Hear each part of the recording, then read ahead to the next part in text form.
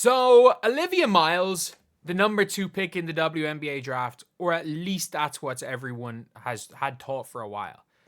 We're now looking at a scenario where Olivia Miles might fall out of the lottery. And I think the only reason she's not going to fall out of the lottery is that the Mystics have picks 3 and 4. And if the Chicago Sky, who everyone thought, well, they traded that pick, a lot of people thought because they thought they didn't really want Sonia Citron, knew they were going to get Miles, they probably keep that pick. Or maybe not, with the way that she has been playing recently. Notre Dame have been struggling, and the player that struggled most has been Olivia Miles. She has been really struggling, and in big games, she has been struggling. She has been cooking the bad teams. She is struggling against big-time college teams. And yes, there's a lot of positives to Olivia Miles with her passing. Her shooting's been a bit better.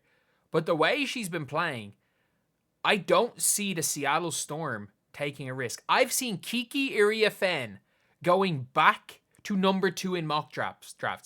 Kiki Iriafen going back up. And she's not been good. She had a good game in the Big Ten tournament. She had one good game in the Big Ten tournament. And she's back up to number 2 in mock drafts. And the reason why people are so, shocked about this is because they're, Olivia Miles is thinking it up.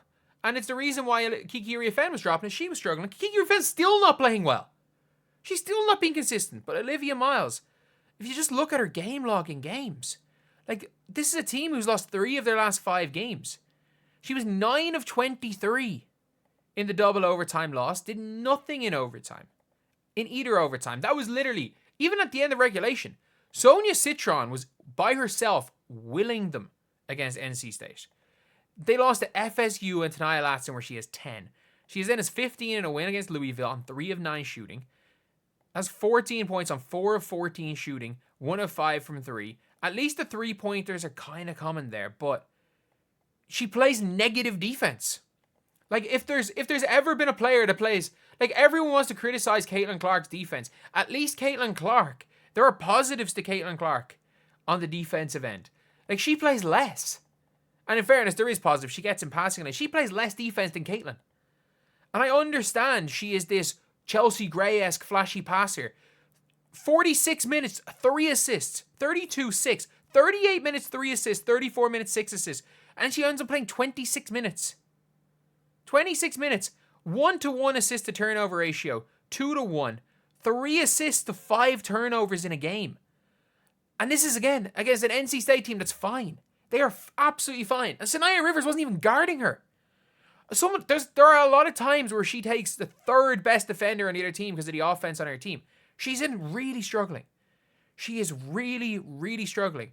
And there were games where she was going and having 11, 10, 14 in 40-point wins. She had back-to-back triple-doubles and 40-point wins. But now when it's starting to matter, she's struggling. I thought she was really good against UConn earlier. I thought she was okay against USC. Oh, she was better than I thought she was against USC. Sorry, there's another game that I watched. Sorry, she was really good against USC. I thought she was okay against UConn. And again, against good opponents earlier in the year, she was doing okay. But she's just hit form at the worst time ever. And it does not help that, I'm going to make another video about this a little bit later, that Dominique Malonga is looking like she has the ceiling of the damn greatest player of all time. That is the ceiling of Dominique Malonga. Yes, there is big time bust potential taking Dominique Malonga too. But she does things in games that has never been seen before. She is 6'6" with a 7'2" wingspan. I'm not joking when I say this. Outside, she is long. She'd be the longest player in the WNBA. There are taller players. There are players that are 6'7". She is almost the length of Brittany Griner. And except the difference is that she plays with a higher motor. And I watched her against Farrell. She literally plucked a rebound out of the sky, goes coast to coast, hits her with a euro. She's dunking with ease in games. If she gets it on a break, she's going to yam it every time. She is the best version of what a Wat Coulier could have been. And she's 19. Dominique Malonga, again. Dominique Malonga is genuinely, I don't think she's going to be the greatest of all time. But if everything goes right and Dominique Malonga hits her top ceiling, Dominique Malonga literally has GOAT potential. So I think there's no chance that Olivia Miles gets taken second. And I think you would be crazy to take Olivia Miles second at this stage. She is a couple of years older, and this is an Olivia Miles that was genuinely competing with Paige Beckers for number one for a while. And now it's just a given Paige is number one. Like, a lot of people thought it was a given before, but I still thought Olivia Miles was making it interesting. Olivia Miles was 100% making it interesting, no matter what anyone says. She had made that really interesting. But now you've got a situation where not only is she not making it interesting, she's played her way likely out of the number 2 pick. And you're looking now at people saying maybe Citron goes number 2. Because Citron is the most WNBA ready player. And Citron is the only, by the way, Citron is the only player in this entire draft, not named Paige Beckers, that starts for the Seattle Storm. Literally, the only player that starts for the Seattle Storm. And now you can see why teams were so, like, completely fine with trading the number 2 pick. They were fine with trading the number 3 pick. Like, there's a reason why teams are fine trading these top picks. Because maybe they know more than, you know, the fans do. And I bought into the Olivia Miles hype. And I mean that. I genuinely mean that. Like, I bought into the Miles hype. I was Olivia Miles over Paige Beckers for a while. I was. And based on what I had seen, I thought I was justified in those decisions. But I really need to stand by this. Like, when you make basketball takes, if you're going to do victory laps in your good takes, you've got to stand by your bad takes too. Like, this was a bad take. Saying Olivia Miles should be comparable to Paige Beckers? Horrendous take. Absolutely horrendous take. And look, I don't think Paige Beckers is this generational player.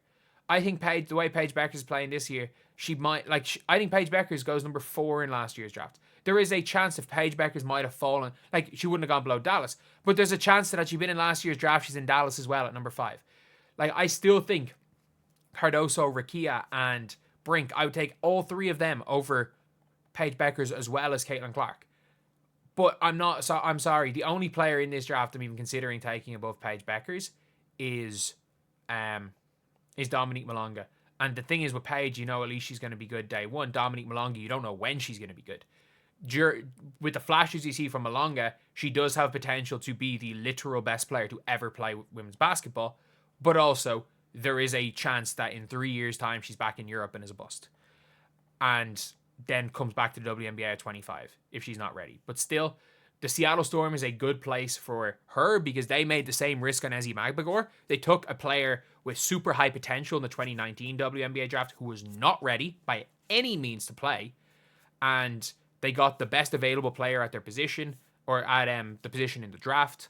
They then got their franchise center, and she's young. She's 24, and I'm sorry, a Dominique Malonga, Ezi Magbagor, Twin Towers is better than a player that, I don't know, is maybe more flash than substance when it comes to her passing.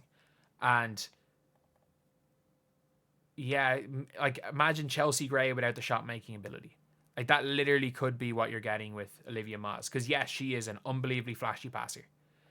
But I don't see the same playmaking. I see the passing ability.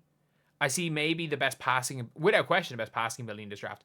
I don't see that playmaking. And there's a big difference between being a playmaker and being a passer. But anyway, yeah, just kind of, I'd say it's disappointing for Olivia Miles, but she's here. She's here now, probably not going to be taken number 2 in the draft unless she's a good NCAA tournament. Then, I mean, Notre Dame, who were the number 1 ranked team in the nation, the second Notre Dame became the number 1 ranked team in the nation, they've hardly won a game since then. And they've been really poor. But anyway, I'll see you guys.